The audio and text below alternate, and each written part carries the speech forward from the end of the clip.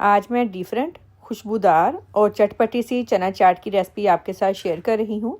Video अगर पसंद आए तो लाइक और शेयर लाजमी कीजिएगा।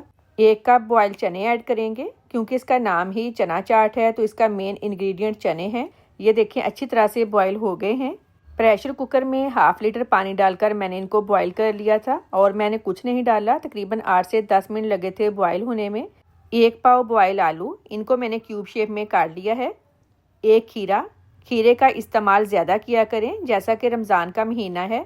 ये आपको हाइड्रेटेड रखेगा और स्किन के लिए बहुत अच्छा है। 1 मीडियम साइज़ का प्याज, इसको मैंने बारीक स्लाइस में काट लिया है। मोटा नहीं काटना, बिल्कुल बारीक काटना है। 2 सब्ज़ मिर्चें बारीक कटी हुई।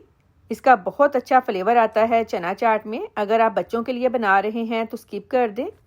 2 मीडियम साइज़ के टमाटर, ये चना चाट में खूबसूरती के साथ साथ जूसीपन भी लाते हैं।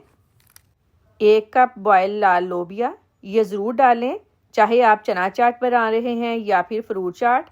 इसमें आयरन की मकदार बहुत ज़्यादा होती है और इसका टेस्ट भी बहुत अच्छा होता है।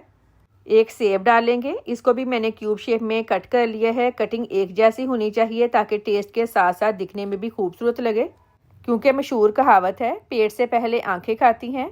अब इसमें ऐड करेंगे फ्रेश धनिया, अच्छी खुशबू के लिए फ्रेश पुदीना। मेरे ख्याल में चना चाट पुदीने के बगैर अधूरी है। अब इसमें 1 टीस्पून चाट मसाला या फिर हस्बे जायका। 1/4 कप इमली का पल्प, इमली को मैंने आधे घंटे के लिए भिगो दिया था, बाद में बीज निकाल लिए। ऑरेंज जूस डालेंगे। यकीन करें ये जूस आपकी चना चाट को 4 चांद लगा देगा। इससे चना चाट बहुत टेस्टी लगती है। बीज निकालकर 2 माल्टों का जूस डालेंगे और साथ ही इसका पल्प भी डालेंगे। कमेंट करके लाजमी बताएं आप किस कंट्री से मेरी वीडियो देख रहे हैं।